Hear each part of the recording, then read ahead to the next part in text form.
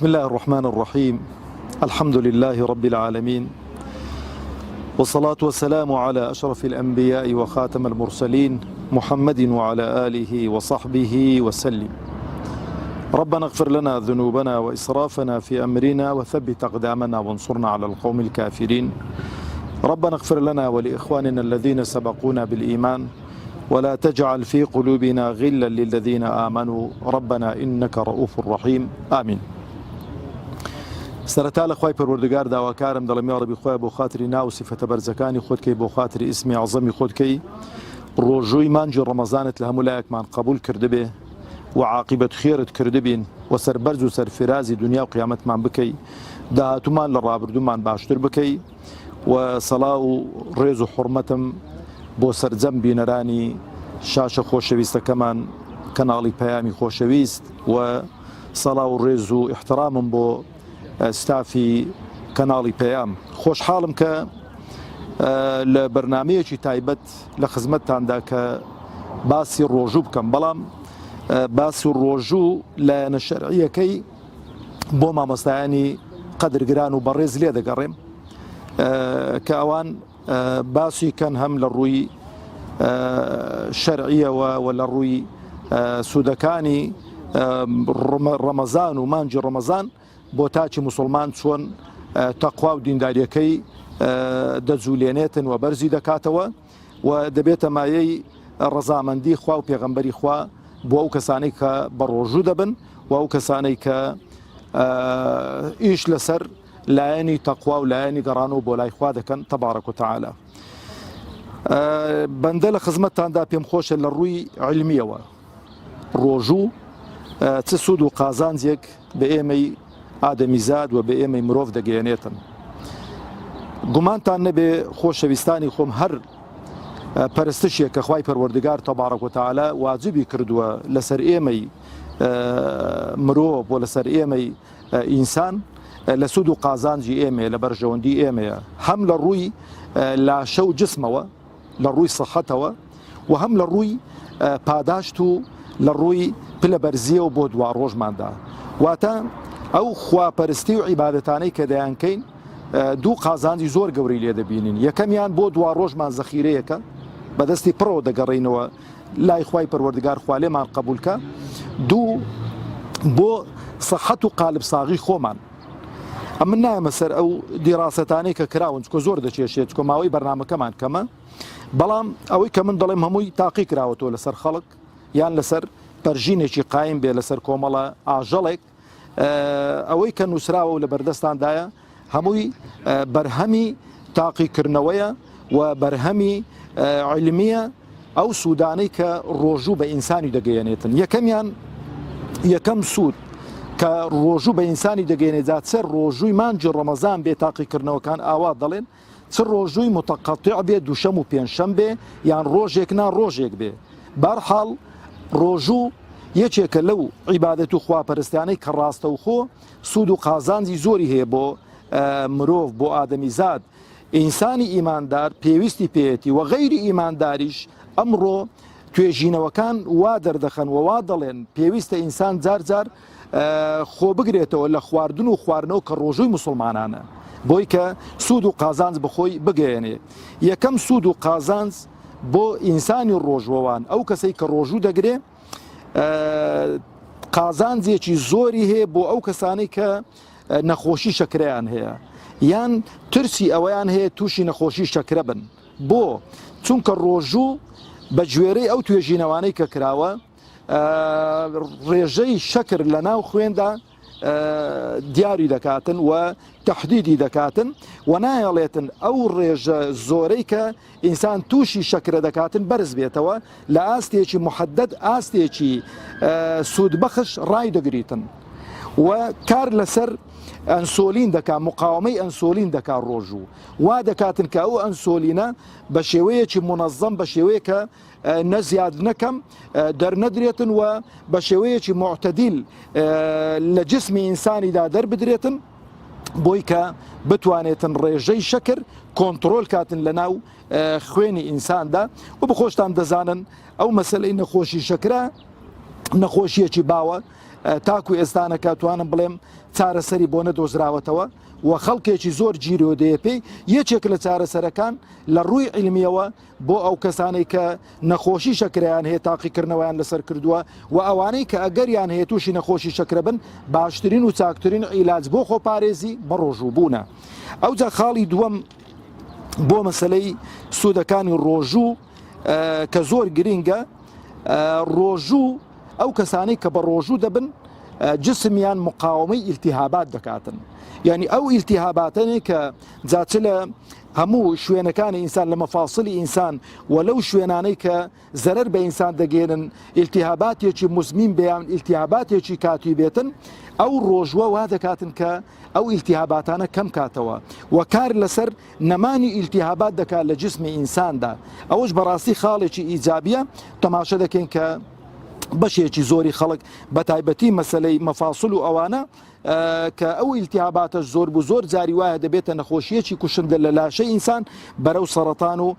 بەرەو ڕۆماتی زوانە دەڕواتن کە کار لەسەرەوە دەکاتن ئەوانە نێڵیتن. ئەوە خاڵی دووەم بوو بۆ ڕۆژوو. خاڵی سێم لە سوودەکانی بە ڕۆژوو بوون لە ڕووی علمیەوە کار لەسەر چالاکبوون و پتەوبوون و کارێکی باشی دڵی ئینسان دەکاتن. ئەو کەسەی کە بە ڕۆژوو دەبێ پیاو بەیان ژن بێ یەکێک لە سوودەکانی ئەوەیە کە دڵی ئەو ئینسانە بە زیندوی دێڵیتەوە دڵی ئەو ئینسانە بە سەلیمی دێڵیتەوە دڵی ئەو ئینسانە ئیشەکانی خۆی بەڕێک و پێچی دەکاتن لە هەموو بوارەکانی کاریدا بە تایبەتی بۆ ڕێخستنی فشاری خوێن. فشاری خوێن ڕێک دەخاتن و نایەڵێتن نە فشارەکەی زیاد بێتن نەکەم بێتن حەدی وەسەتی خۆی چۆنە چۆن ئیستیفادەی لێ دەکرێتن ڕۆژوا دەکاتن کە ئەو دڵی ئینسان و ئاوا بکاتن و بەخۆشتان دەزانن لە هەموو دنیا لە 130.9 ڕێژەی مردن لە هەموو دنیا بە نەخۆشی دڵە کەواتە نەخۆشی دڵ نەخۆشیەکی ترسناکە و خەتەرە. لە ڕووی علمیەوە زانایان دەفەرمونون ڕۆژوویەکێکە لەو هۆکار و لەو ئەسبابانەی کە کاری دڵ ڕێک دەخاتن و ئەو نەخۆشیانەی کە تووشی ئینسان دێن لە ڕووی دڵەوە ئینسانی لێ دەپارێزێتن. ئەو جا خاڵێکی دیکە کە زۆر گرینگە خۆشەویستانم ئەویش مەسەلەی کاری دەماغی ئینسانە و دەماغی ئینسان یەکێکە لەو شوێنە هەستیارانەی کە ئەتوانم بڵێم وەکو جیهازی کۆنتترۆل وایە بۆ هەموو جسمی ئینسان ئەو ڕۆژوە کار لەسەرەوە دەکاتن کە ئەو دەماغی ئینسان بە سەلیمی بمێنێتەوە و کار لەسەر خەلایای عەسەبی ئینسان دەکاتن و کار لەسەرەوە دەکاتن کە ئەو ئینسانە دەماغەکەی بە ساغ و سەلیمی بمێنێتەوە بۆ ئەوەی کە بتوانێتن ئیش و وەزیفەی خۆی بەڕێک و پێچی بەڕێ بکاتن. لەبەرەوەش دەزانن کە خەلەلێک لە دەماغی ئینسان دروست بێ تەشبیه نەبێت چۆن تەماشە دەکەی کە جیهازێکە تێ خەریتەی ئەو جیهازە بەڕێوە دەباتن ئەگەر خەلەل لە خەریتەکەی دروست بوو جیهازەکە عاتڵ دەبێتن. دەماغیش بۆ ئینسان وەکو ئەو خەریتە وایە ئەو خەریتە ڕۆڵی حیساب کە ئەوە دەبینێتن کە تەوجیه بە هەموو ئەعزاکانی ئینسان دەدات دەماغی ئینسانیش بە هەمان شێوەیە لەگەڵ دڵی ئینساندا کە کار لەسەر ئەو دوو شوێنانە دەکاتن و ئەو دوو شوێنانە بە حەیەوی دێڵیتەوە نایەڵیتن تووشی شکست بن نایەڵی تووشی نەخۆشی بن نایەڵی تووشی زێدەڕۆیی بن لە ئیش و لە وەزیفەی کە پێی هەڵدەستیتنیان تەقسیرکردن و کەم تەرخەمینواندن. لەبەرەوە زانایان دەفەرمونون ڕۆژوو یەکێکە لەو هۆکارانەی کە ئیش لەسەر ئەوەش دەکا ئیش لەسەر سەحەت و چالاکبوون و بە زیندومانەوەی دەماغی ئینسان دەکاتن. لەبەرەوەی دەفەرمونون ڕۆژوو وا لە ئینسان دەکاتن کە لە نەخۆشی گەورەی بپارێزی لە شەلەلی دەماغ بە تایبەتی ئەوانەی کە تووشی شەلەلی دەماغ دەبن و تووشی ئەو نەخۆشیانە دەبن کە دەبێتە مایەی لە دەستدانی سنتەری ئینسان و جوولەی ئینسان و ئینسان بەرەو ئەوە دەباتن کە هوردە بپوچێتەوە ئەو ڕۆژوە وا دەکاتن کە ئینسان بە قالب ساغی بمێنێتەوە بە سەحەتێکی چاک بمێنێتەوە. خاڵی پێنجەم بۆ ڕۆژوو کە چه سوود و قازانجێک بە ئێمەی ئادەمیزاد دەگەێنێتن لە کاتی کە بە ڕۆژوو دەبین ئەویش مەسەلەی لاوازیە و ڕزگاربوونە لەو قەڵەویە مفرطەی کە ئینسان زۆر جاری وایە تەماشە دەکەی کابرا ئاویش بخواتەوە قەڵەو دەبێ،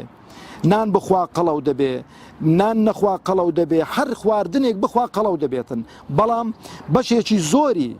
ئێمە باسی زۆری نەدەکەین، بەشێکی زۆری خەڵک لە مانجی ڕەمەزاندا کە بە ڕۆژوو دەبن یان ڕۆژی متەقەتیع دەگرن، دووشەم و پێنجشەم تەماشە دەکەی وەزنی خۆیان و کێشی خۆیان بە تەندروستی هێشتۆتەوە، قەڵەو نەبوون و لاشە و جسمێکی جوان و ڕێک و پێچیان هەیە و ئەو قەڵەویە زیادە ڕوو لەوان ناکاتن و ئەوانەی کە قەڵەویشن دەتوانن بە بەرنامەیەکی تەندروست بە تایبەتی لە مانجی ڕەمەزاندا کە خواردنەکەیان کەم بکەنەوە و خواردنەکەیان کەم بخۆن، تەماشە دەکەین ئۆتۆماتیکی وەزنەکەیان دادەبەزێتن. بەخۆشتان دەزانن خۆشەویستانم، بینەرانی ئازیز و خۆشەویستم، خواردن و زۆر خواردن و قەڵەوی یەکێکە لە ئەو نەخۆشی و دەردانەی کە خەڵکێکی زۆر پێی وەجیرۆدەیە و قەڵەوی دەبێتە مایە ئەوەی کە ئینسان ئیسراحەت لە دەست بداتن، تام و چێژ لە خەو نەکا، تام و چێژ لە خواردن نەکا، تام و چێژ لە ئیسراحەت نەکا. کەواتە یەکێکی دیکە لەو سود و قازانجانەی کە ئینسانی ئیماندار و ئینسانی مسلمان لێی سودمەند دەبێ لە ڕۆژوودا ئەویش چییە؟ مەسەلەی ڕزگاربوونیەتی لەو قەڵەویە، لەو هەموو چەوریەی کە کەڵەکەی کردووە لەسەر ڕیخەڵۆکەکانی ئینسان و لەسەر ورجی ئینسان وا لە ئینسان دەکاتن کە ئیسراحەتی تێک بچێتن و تووشی چەندان نەخۆشی بێتن. خاڵی شەشەم سود و قازانجەکانی مانجی ڕەمەزان یان بەو واتای بڵێن ڕۆژووی ڕەمەزان، ئەوە ئینسانی ئیماندار چ سود و قازانجێکی دیکەمان پێدەگەێنێتن. ئەویش بەڕاستی ئەو خاڵە زۆر گرینگە. بە ڕۆژووبوون دەبێتە مایەی زیادبوونی دەردانی هۆرمۆنی گەشە. هۆرمۆنی گەشە یەکێکە لەو هۆرمۆنانەی کە لەگەڵ ژیانی ئینساندایە، لەو لەحزەی کە ئینسان لەدایک دەبێ هەتاوەکو دەمری پێویستیت بەو هۆرمۆنەیە. هۆرمۆنی گەشە ئەوەیە کە هەموو قۆناغ و مەرحەلەکانی ژیانی ئینسان دەگەڵتدایە بۆ گەشەکردنی ئینسان، قۆناغ بە قۆناغ، مەرحەلە بە مەرحەلە، گەشەی ئێسکەکانت و چالاکردنی حەڕەکەی هەموو ئەعزاکانی دیکەی لاشت مەفاسیلەکانت. هۆرمۆنی گەشە ئەگەر زیاد دەربدا ئێسکەکانت زیاد لە پێویست گەورە دەبن، ئەگەر کەم دەربدا ئینسان قەزەم دەردەچێتن. ڕۆژوویەکێکی دیکە لەو نیعمەتانەی خوای پەروەردگار تەبارەک و تەعالا بۆ ئادەمیزاد بۆ ئەوەی کە ئەو هۆرمۆنی گەشە بە شێوەیەکی تەندروست بمێنێتەوە ئینسان سود و قازانجی لێ بکاتن. و خاڵێکی دیکە خاڵی حەوتەم هەرچەندە کاتەکەشمان بەرەو کۆتایی دەڕوە، ئەویش بە ڕۆژووبوون پیری تاخیر دەکاتن، ئینسان بە گەنجی دێڵیتەوە. ئاها پێغەمبەری خوا عەلەیهی سەڵات وسەلام لە حەدیثێک هەرچەندە حەدیثەکە ضەعیفە دەفەرمێ بە ڕۆژوو بن قالبتان ساغ دەبێ، بە ڕۆژوو بن قالبتان ساغ دەبێ، بەس وەکو ئەمانەتێکی عیلمی ئەو فەرموودە عولەما دەفەرمون ضەعیفە، لەبەرەوەی بە ڕۆژووبوون یەکێکی دیکە لەوەی کە دەفەرمون پیری دوا دەخا هەرچەندە ئەو نووسیوانە لەو راپۆرتانە دەڵێ عومریش درێژ دەکاتن، بەڵام ئێمە وەکو مسلمان قەناعەتمان وایە عمر درێژکردن خوای گەورە بڕیوێتەوە، بەڵام بڵێ بەرەکەت داوێتە عمرت پڕ بەرەکەت دەکا، قالبت ساغ دەکا، ئەوە شوێنی خۆی دەگرێتەوە. ئاخر خاڵیشمان کە ڕۆژووبوون دەبێتە مایەی پارێزگاری لە تووشی سەرەتان بوون، خوا هەموو لایەکمان بپارێزێ. بەڵام ئەوانەی کە تووشی سەرەتانیش دەبن عولەما دەفەرمون ئەو کەسانی کە بە ڕۆژوو بوون ڕۆژویان گرتووە چاکتر جسمیان ئێستیجابەی عیلاجی کیمیاوی دەکاتن و چاکتر ڕۆڵ دەبینی، چاکتر ئەو عیلاجانەی کە وەردەگری بۆ معالەجەکردنی سەرەتان ئەو عیلاجانە شوێنی خۆیان دەگرن و چاکتر زووتر خوای گەورەوا دەکاتن کە کۆنتڕۆلی نەخۆشەکەیان بکرێتن. عەلعوموم خۆشەویستانی خۆم بەو پەلە توانیمان ئەو هەشت سود و قازانجە عیلمیە لە بە ڕۆژووبوون لە خزمەتتان باسی کەین و خوازیاریشم خوای پەروەردگار تەبارەک و تەعالا ڕۆژووی هەموو لایەکمان قبول بکاتن و عاقبەت خێرمان بکاتن و سەربەرز و سەرفرازی دنیا و قیامەتمان بکا. وەسەلام عەلەیکم وەڕەحمەت الله وبەڕەکاتوه.